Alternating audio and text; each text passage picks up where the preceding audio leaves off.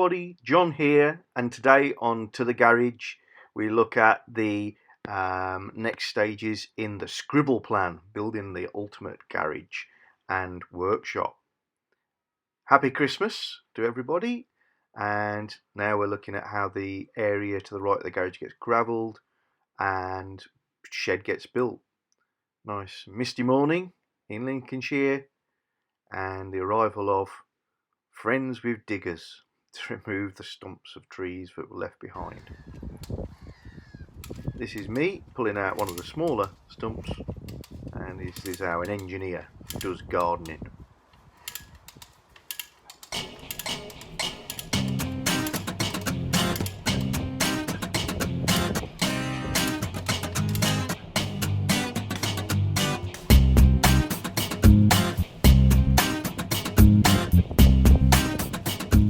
So that day got us to the point of grading a whole area, digging a hole and filling it with about 4 ton of hardcore, all shuttered up ready for some cement.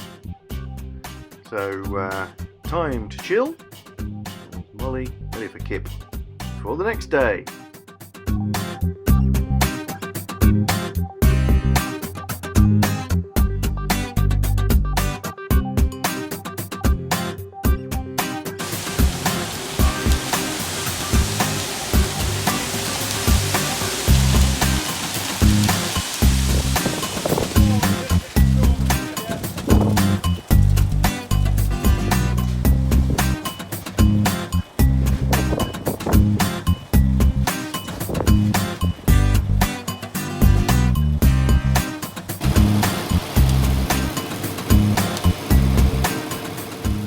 Tons of cement later, we had a pad, and we also dug a trench from the garage to that pad to lay on some armoured cable for electrics. And that's the end of another day, and another tiring day for a small dog.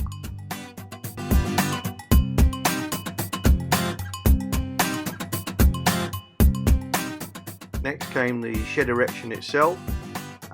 That's made of 2x4 section pressure treated beams, 400 centres, and the shed is 20 foot by 10 foot. It's got a log effect tongue and groove clad, and has also got a membrane in there. End of yet another day.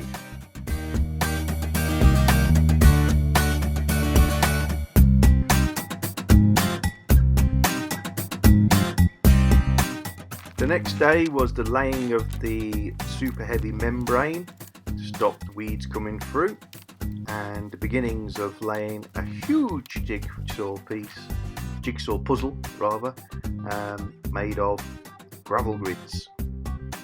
I'll leave a link to gravel grids in the description below. They're really good things.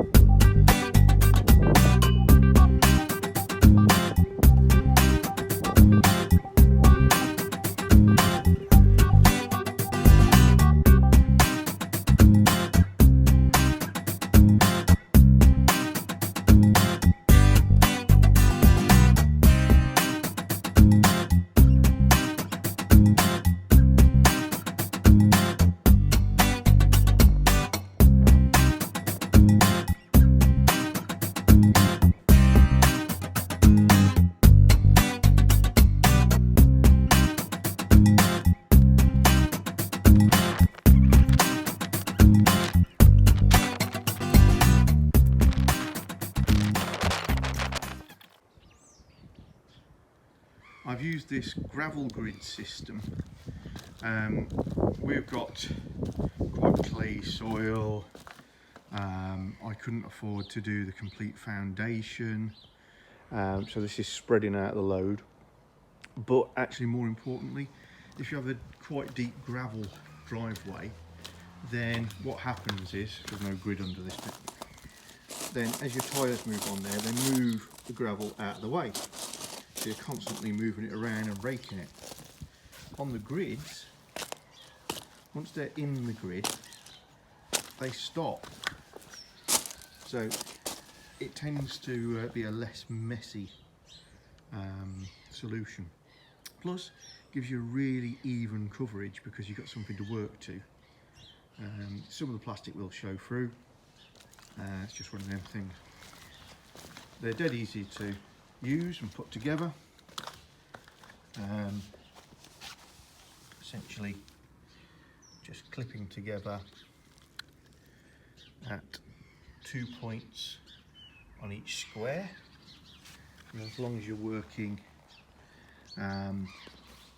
this way in my case, and then adding them on here, you just literally drop them one on top of the other, stand on them and they clip in. If you try and work the wrong way or have to remove one and change something, they are quite difficult to remove, so just bear in mind when you're setting up to do these. Pick a corner, work away from it with the orientation of the grid such that you can just keep dropping them on rather than lifting anything up, and you can cover quite a lot of ground quite quickly. Really quite impressed with how they've worked out, and you can see we've managed to deal with quite a compound surface here. Got a ramp coming down from the crazy paved part of the drive onto this area, but it also slopes towards me quite aggressively, so I'll try and give you the angle. I don't know if it's going to show up or not, but that's a drop from the paving down to where I am of about probably a foot, about 300 mil, and then you can see a drop that way as well to get down to the garage door step. So deals with the curves quite well, and underneath it we've got a very high quality membrane to prevent too much in terms of weeds trying to grow through, but I shall regularly dose it up with something to prevent it anyway. This is from MKM. If you're in the UK, I'm sure it's available from other places, but a really good quality ground cover material. So the only thing remaining is to cover the whole of the area with the gravel, and in my case at 20 mil red granite.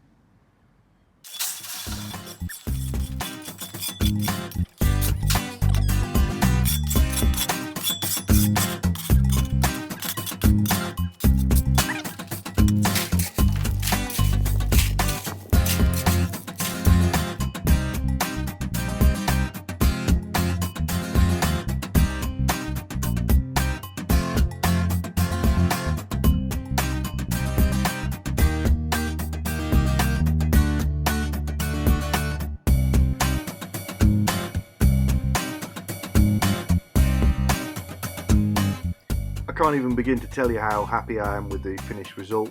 It looks really smart. The camper van moving around on it doesn't disturb the gravel. I've still got loads of work to do to empty out the garage, hence the skip. But really pleased how it's all moved from this simple scribble plan to a reality that I'm really chuffed with. Come join us on To The Garage again very soon. Please subscribe.